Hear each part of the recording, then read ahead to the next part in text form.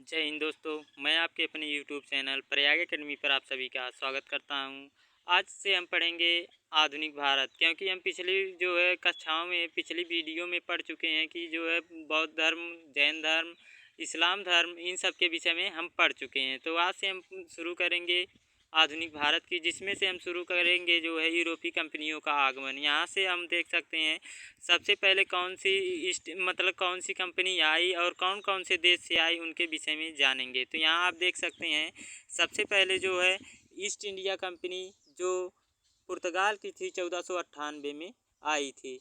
जब भारत की खोज जो है वास्को डी गामा ने की थी, तब ही जो है ईस्ट इंडिया कंपनी की स्थापना हुई थी, और जो है उसकी स्थापना 1498 में हुई थी। और दूसरी ईस्ट इंडिया कंपनी जो है, जिसे ब्रिटिश ईस्ट इंडिया कंपनी के नाम से जाना जाता है, उसकी स्थापना जो है 31 दिसंबर 1600 को हुई थी। और तीसरी जो है आई थी ईस्ट इंडिया कंपनी, मतलब आप समझते हैं ईस्ट मतलब पूर्वी, मतलब पश्चिमी देशों की जो कंपनियां थी जो भारत में आई, उन्हीं को ईस्ट इंडिया कंपनी कहा गया। और जिस देश से संबंधित थी, जैसे ईस्ट इंडिया कंपनी 1498 जो है, इसको एस्तादो दा इंडिया के नाम से जाना जाता है। उसी प्रकार यहाँ देख सकते हैं तीसरी जो है डच ईस्ट इंडिया कंपनी, इसकी स्थापना 1602 में हुई थी।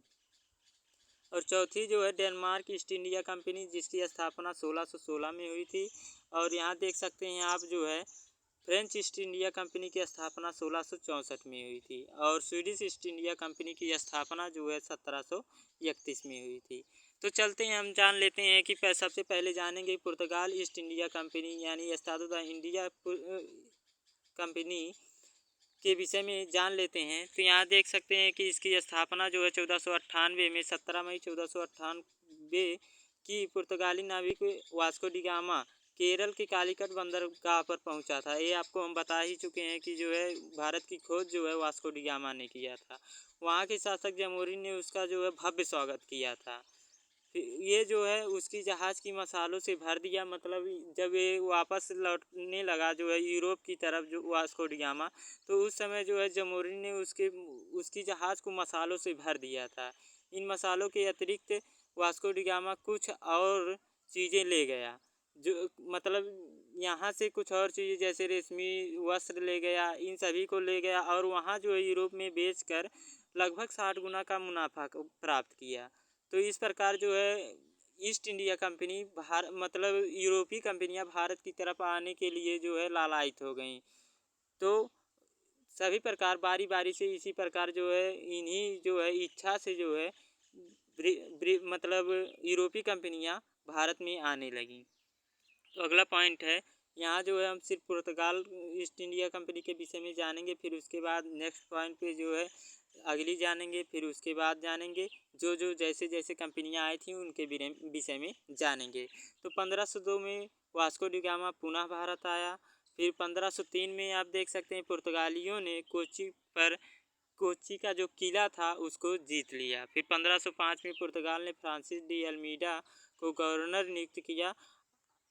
अल्मीडा नौसेना को मजबूत करने के लिए ब्लू वाटर पॉलिसी को अपनाया था। ब्लू वाटर पॉलिसी ये थी कि जो है मतलब पूरे हिंद महासागर में जो अरब सागर का क्षेत्र है, उस पर जो है इसने पूरा अधिकार कर लिया था। इसकी स्थापना जो है मतलब इसके बाद जो है फ्रांसिस डी अल्मीडा के बाद जो है 1509 में अल्बुकर्क आया, जो पुर्तगाली एक गवर्नर था। तो यहाँ से आप देख सकते हैं अल्बुकर्क को ही पुर्तगाल का वास्तविक गवर्नर माना जाता है, मतलब वास्तविक गवर्नर के रूप में अल्बुकर्क को ही माना जाता है। इसने जो है बीजापुर के शासक से गोवा को जीत लिया था। इसका जो है संबंध जो है विजयनगर के साम्राज्य मतलब शासक कृष्णदेवराय के साथ अच्छा था।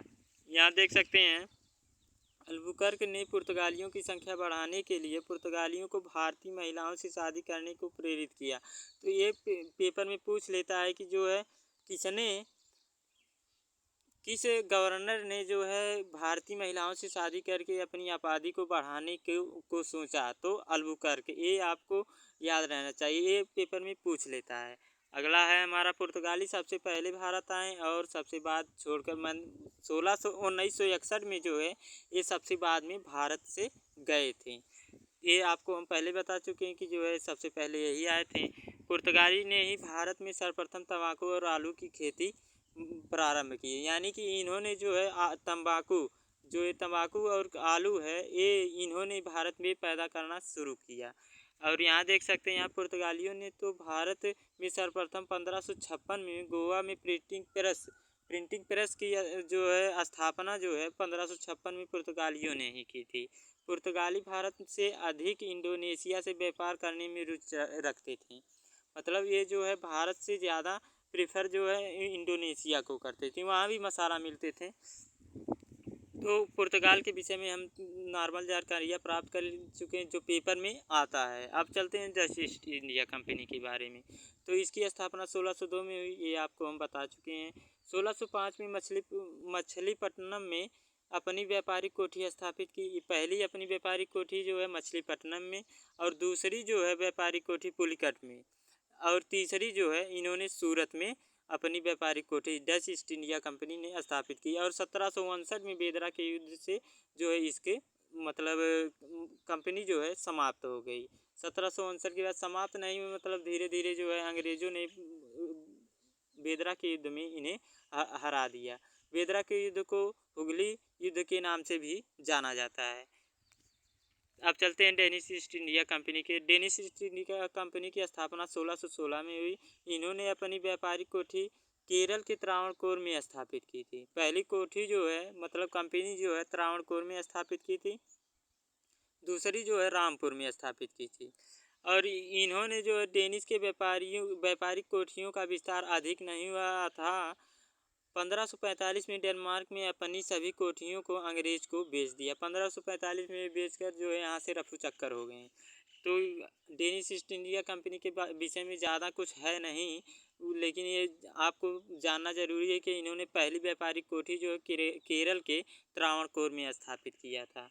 अगला जो है फ्रांसीसी ईस्ट इंडिया कंपनी। हम आपको ब्रिटिश ईस्ट इंडिया कंपनी इसलिए नहीं अभी बताएं, इसकी स्थापना 31 दिसंबर 1600 को हुई थी, क्योंकि जो है ये जो हमारे इन्होंने ही हमारे देश पर जो है मतलब गुलाम बनाया था। इन्होंने ही जो है हमारे देश को गुलाम बनाया था, इसीलिए इनका जो है प्रभाव भारत पर ज़्यादा पड़ा। इनको हम एक साथ आपको बताएंगे विस्तृत में।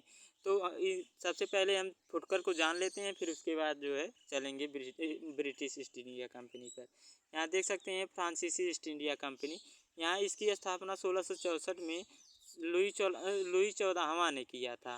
फ्रांसीसी ने अपनी पहली व्यापारिक कोठी जो है 1669 में सूरत में खोली। ये जो है पेपर की दृष्टि से बहुत ही इम्पोर्टेंट है, क्योंकि यह पूछ लेता है कि जो है फ्रांस ईस्ट इंडिया कंपनी ने सबसे पहले जो है अपनी जो है व्यापारिक कोठी कहाँ खोली, तो ये सूरत में खोली थी।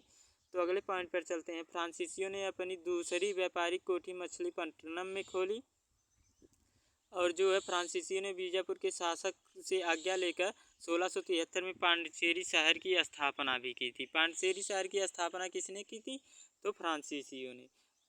यहाँ देख सकते हैं इसकी स्थापना फ्रांसीसियों में कौन, फ्रांसिस मार्टिन ने किया था। यहाँ देख सकते हैं फ्रांसिस गवर्नर डुप्ले 1712 में भारत में फ्रांस का गवर्नर बना। जो फ्रांस का गवर्नर जो है 1712 में फ्रांसिस डुप्ले बना था। इसी को जो है सहायक संधि का जनक भी कहा जाता है। और इसी के समय कर्नाटक युद्ध भी हुआ था।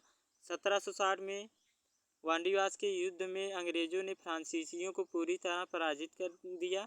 मतलब वांडीवास के युद्ध के बाद फ्रांसीसियों का भारत में जो है व्यापार की स्थिति बहुत कमज़ोर हो गई थी।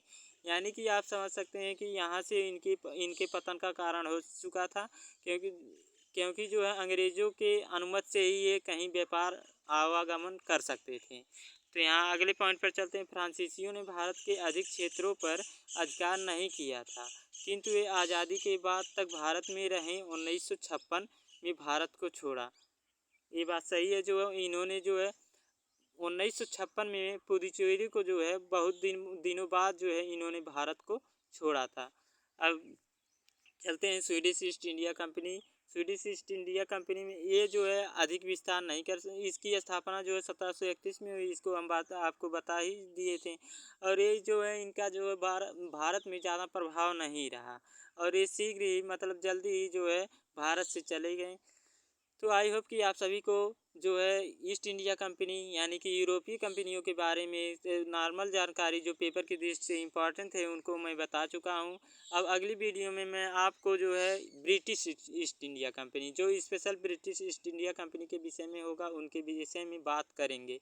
तो आई होप कि आप सभी को यह वीडियो अच्छी लगी होगी। मिलते हैं नेक्स्ट वीडियो में। जय हिंद।